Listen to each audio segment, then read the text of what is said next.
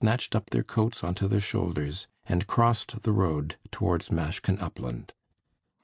The sun was already sinking into the trees when they went with their jingling dippers into the wooded ravine of Mashkin Upland.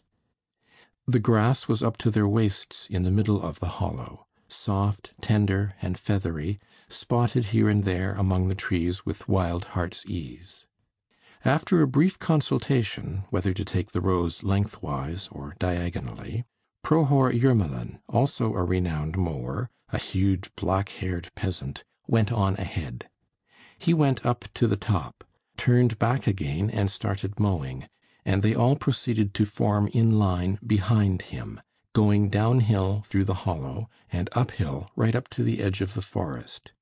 The sun sank behind the forest. The dew was falling by now.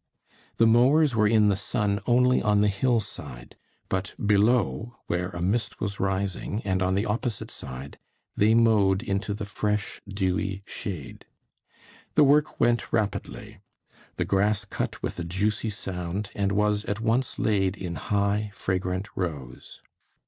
The mowers from all sides, brought closer together in the short row, kept urging one another on to the sound of jingling dippers and clanging scythes, and the hiss of the whetstones sharpening them, and good-humored shouts.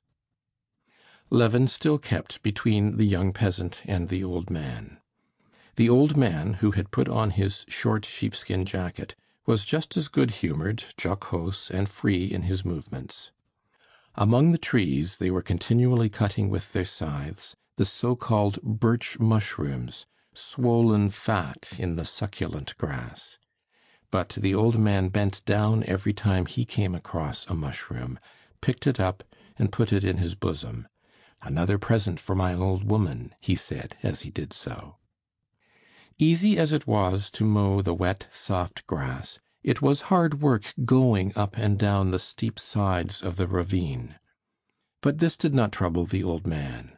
Swinging his scythe just as ever, and moving his feet in their big plated shoes with firm little steps, he climbed slowly up the steep place, and though his breeches hanging out below his smock, and his whole frame trembled with effort, he did not miss one blade of grass or one mushroom on his way, and kept making jokes with the peasants and Levin. Levin walked after him and often thought he must fall, as he climbed with a scythe up a steep cliff where it would have been hard work to clamber without anything. But he climbed up and did what he had to do. He felt as though some external force were moving him. End of chapter 5.